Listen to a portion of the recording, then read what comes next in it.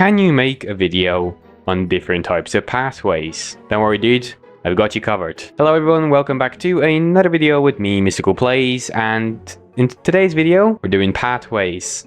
So as you can see, I have a few pathway designs here in front of me, and I have an example here in the back. And we're just going to quickly go over basically how to make pathways and how to make them look a little bit better. You know, how to integrate them into the terrain and basically everything to do with pathways. So the first pathway we have here is your sort of classic standard pathway, and I must say it looks fine.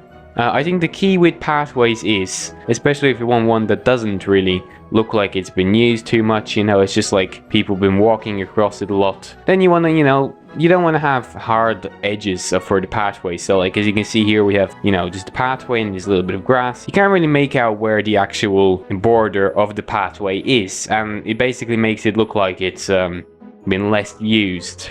And it's like it's new, you know, it's not an official sort of pathway. And using path blocks, like, it gets the job done. You know, like it looks fine, I guess, you know. You don't really have to make it look too complicated, but you know, like this kind of pathway, it looks fine, you know, dirt pathway, it's okay. You can leave it at that, or you can, you know, add in some extra detail, which is what I did here. This is basically the same thing, but we have, you know, a dirt path in the middle, but on the edges, on the sort of border, the outline of the pathway, we have this coarse dirt, regular dirt, and then some packed mud. Now I think you notice, like, also with this path as well, is that I put a lot of short grass here on the outline of the paths, and I don't know, it just makes it look a bit more detailed.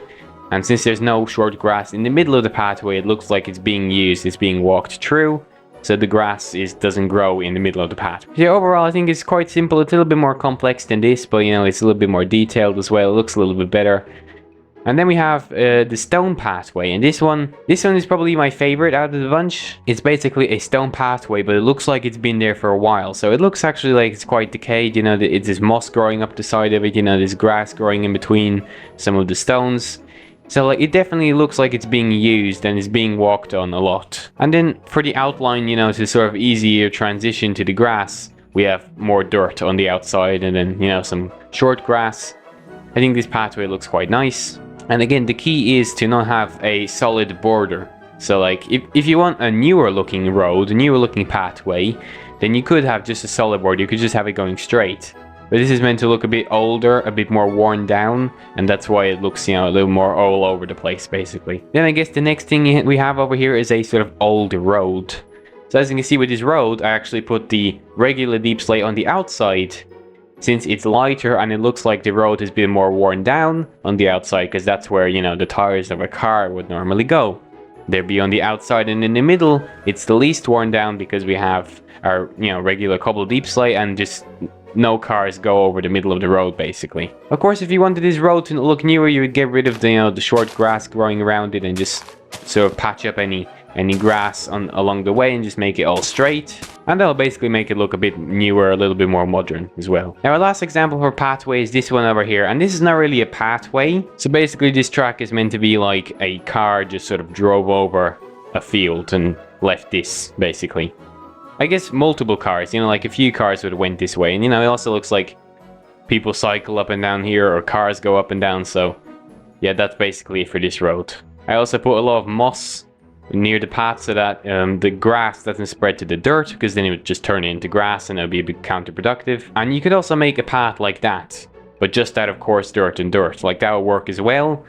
I'm not a big fan of it. I prefer this kind of lighter path, but I guess, you know, you could do what you want. This kind of path especially, it looks a bit muddy. It looks like it's, you know, it's rained a little bit there. The darker it is, the wetter it looks basically. Okay, but let's move over to our example here, which this is Jack and Jill's hill with the well on the top of it. Side note, a well is the stupidest thing you can put on top of a hill, okay? But it's there, you know. So if you want to get the water, you have to go up the path, up the hill, and I made it easy for them so that Jack doesn't break his head, okay? Basically, all you have to do is follow this path. I think the key to making a path is that you want to have slabs when you're going up a block, because you don't want to jump when you're going up a path, right? You're not making a hike, you're making a path. It's meant to be easy to get up, you know. People always walk the easiest way up the hill, not the hardest. I go all the way up this hill without jumping. Also, when you're making paths, you could treat them as rivers. You're always trying to take the easiest way around some obstacle. So that's the goal when you're making a path. You're basically trying to make it as easy as possible for you to get from one destination to another. So you always go the shortest way or the easiest way, or both. That's basically how paths work. And yeah, as you can see, I'm just running up this path here. I didn't have to jump one tiny bit whatsoever. I'm basically just holding sprint, and I'm up on the top of the hill. I can fetch my water from the well. I'm telling you, if Jack had a path like this up the hill, he wouldn't have broken his head. But anyway, I hope you found this somewhat useful anyway. I hope you apply some of these tricks to your own pathways. And yeah, I mean, I hope you enjoyed, and I'll see you again in another video. So bye. Subscribe.